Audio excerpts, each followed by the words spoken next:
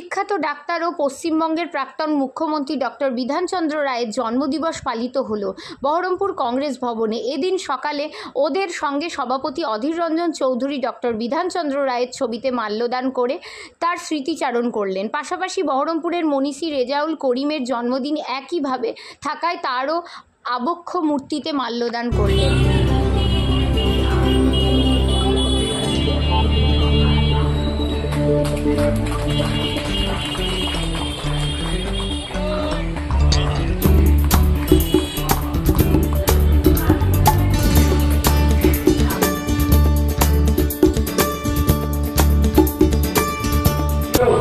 সেই সময় Damodar valley corporation করেছিল, ভাবতে পারেন।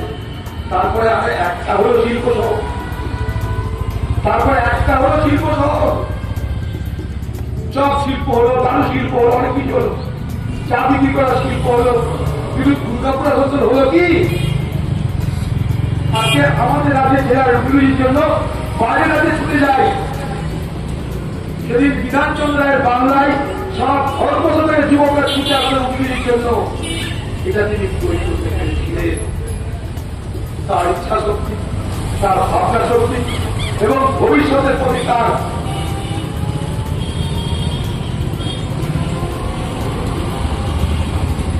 যে দর্শন, উন্নয়নের যে দর্শন, তা সেদিন সম্ভব করেছে। সেদিন বাংলায় আজকে মতন রাজনৈতিক হিংসা তিনি করেনি।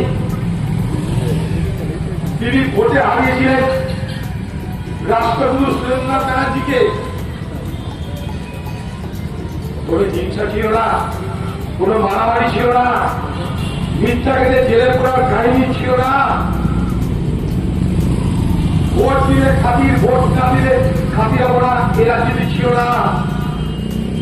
কারণ তারা চেয়েছিলেন সর্বব্যাপী উন্নয়ন, সর্বব্যাপী মানুষের কল্যাণ।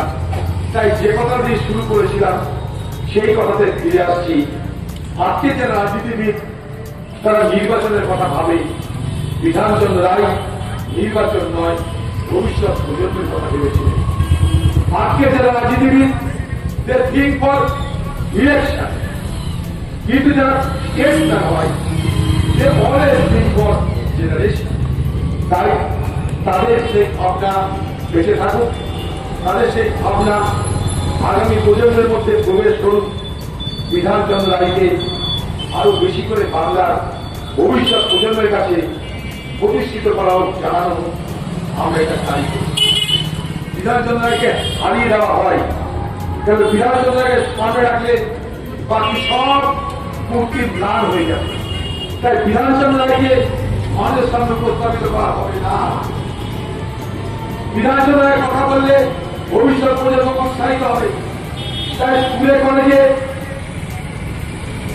বাচ্চাদের স্কুলে সিঙ্গুর আন্দোলনের কথা লেখা থাকবে, কিন্তু বিধানচন্দ্রের কাহিনী লেখা থাকবে।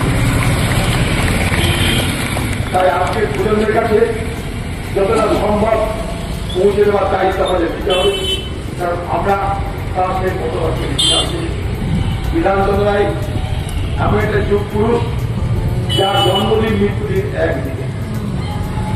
এই মুর্শিদাবাদের, এই বহরমপুরের আরেকজন বিখ্যাত ব্যক্তি, আরেকজন মহান আত্মা রেজাউল করিম সাহেব। আজকে তারও মূর্তিতে আমরা মাল্যদান করবো, তাকেও আমরা শ্রদ্ধা জানাবো এখান থেকে বেরিয়ে গিয়ে।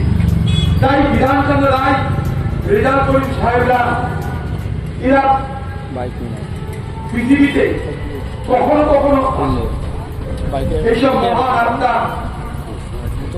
ভগবান আল্লাহর নির্দেশে হয়তো কখনো কখনো পদার্পণ করে, তাদের ছাপ রেখে যায়।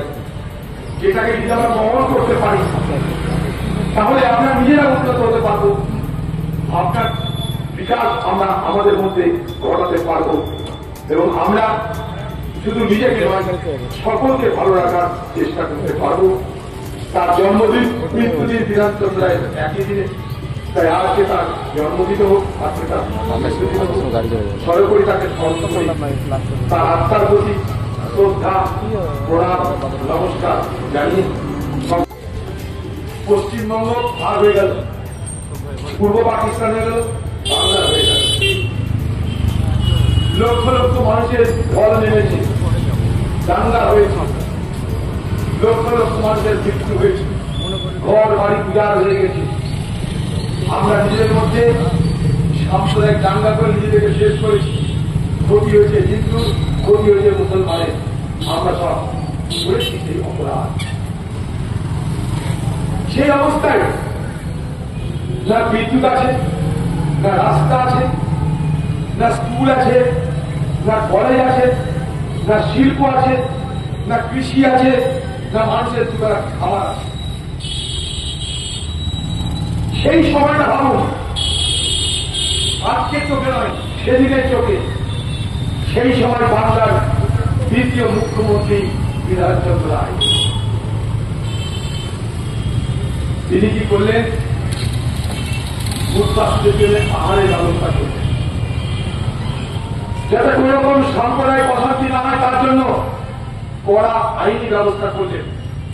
আর বাংলাকে আগামী দিনে এগিয়ে নিয়ে যাওয়ার জন্য নিরলসভাবে দিন রাত মেহনত করে পরিশ্রম করতে আরম্ভ করলেন। স্কুল হল, অনাহারে মানুষের মৃত্যু বন্ধ হল, কলেজ হল, খড়গপুর IIT ইঞ্জিনিয়ারিং কলেজ হল, দুর্গাপুর আসানসোল শিল্পনগরী হল, কল্যাণী শিল্পনগরী হল, সল্টলেক শহর হল, হাবড়া অশোকনগর শিল্প নতুন শহর তৈরি হল, উত্তরবঙ্গের বিশ্ববিদ্যালয়, কৃষি বিশ্ববিদ্যালয়, কল্যাণীর হরিঘাটা কৃষি বিশ্ববিদ্যালয়, হলদিয়ায় বন্দর এবং পেট্রোকেমিক্যালের ভাবনা, কার জানেন? সব বিধানচন্দ্র রায়। আচ্ছা বলুন তো, তিনি মারা গেলেন 65 সালে, মাত্র 14 বছর তিনি মুখ্যমন্ত্রী ছিলেন। মনে করবেন 12 বছর, 12 বছরের 14 বছর, 13 বছর 8 মাস মতো হবে সম্ভবত, 14 বছর। সেই 14 বছরের মুখ্যমন্ত্রী তখন আজকের মতন ব্যাংক মানুষকে ঋণ দিত না, তখন ভারতবর্ষে বেসরকারি পুলিশ ছিল না, তখন বিদেশ থেকে কোন বিনিয়োগ হতো না। সেই অবস্থায় দাঁড়িয়ে ভাবনার করা সেদিনের প্রেক্ষাপটে যে আমাদের এই রাজ্যে আমরা IIT ইনস্টিটিউট অফ টেকনোলজি করতে পারলাম, যেটা আজও ভারতবর্ষের কয়েকটা প্রতিষ্ঠানের মধ্যে একটা প্রতিষ্ঠান। আজকে গুগলসের মালিক, গুগল যারা পরিচালনা করে সুন্দর পিছাই, সে এই খড়গপুর শিক্ষা প্রতিষ্ঠানের ছাত্র। সেদিন তিনি বুঝেছিলেন যে বাংলার মানুষকে শিক্ষিত করতে না পারলে আমরা এগোতে পারবো না। তাই শুরু করলেন স্কুল, কলেজ, শিক্ষার ব্যবস্থা, স্বাস্থ্যের ব্যবস্থা। কারণ তিনি বিশ্বাস করতেন একটা দেশকে প্রকৃত অর্থে শক্তিশালী করতে গেলে দরকার স্বাস্থ্য, দরকার শিক্ষা। সেই বিশ্বাস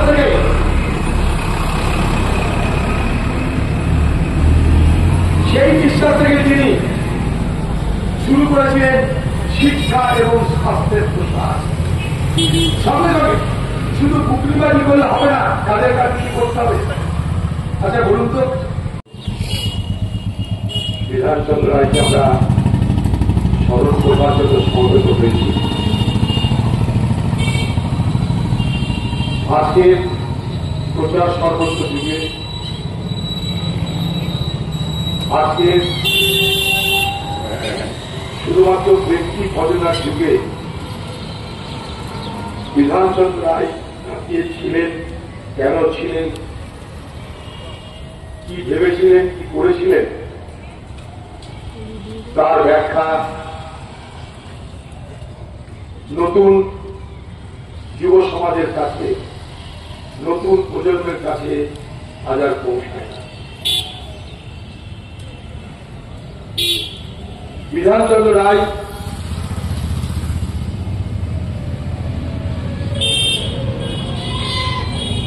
খুব সঠিক অর্থে একজন মহাপুরুষ ছিলেন, একজন রাষ্ট্রনেতা ছিলেন। ভারতবর্ষে রাজনৈতিক নেতা বহু আছে।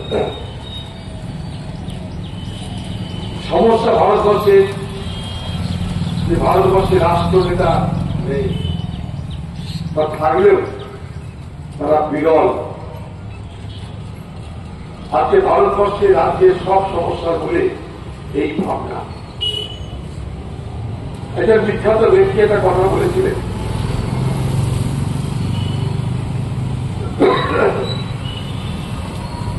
যে politician drinks for election, but statesman drinks for generation.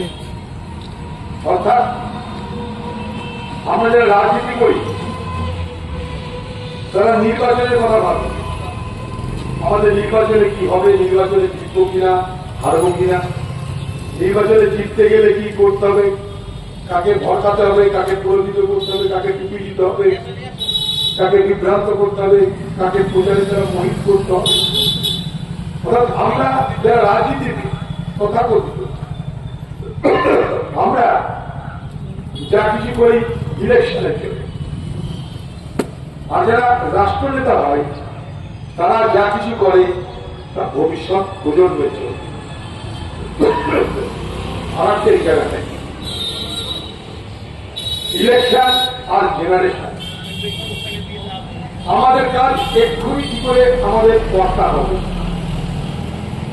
এখনই কি করে আমরা নির্বাচনের ফল, নির্বাচনের ফসল আমাদের ঘরে তুলব, তারপর একটা আগুলো কি গেল দেখার দরকার নাই, এবার তো পার করি। এইখানটায় বিধানসভা রায় হিসেবে ব্যতিক্রম। এই জন্য তার ব্যতিক্রম ছিল, কারণ তাদের কাছে নির্বাচনটা কখনো প্রাধান্য পায়নি। তাদের কাছে প্রাধান্য পেয়েছিল রাজ্য গঠন এবং দেশ গঠন এবং ভবিষ্যৎ প্রজন্মের জন্য উপযুক্ত পরিকাঠামো, উপযুক্ত ব্যবস্থা, উপযুক্ত শিক্ষা, উপযুক্ত স্বাস্থ্য সবকিছু প্রদান করা। সেদিনের যুগে বিধানচন্দ্র রায় ভারত সেরা ডাক্তার ছিলেন, ভারত সেরা ডাক্তার।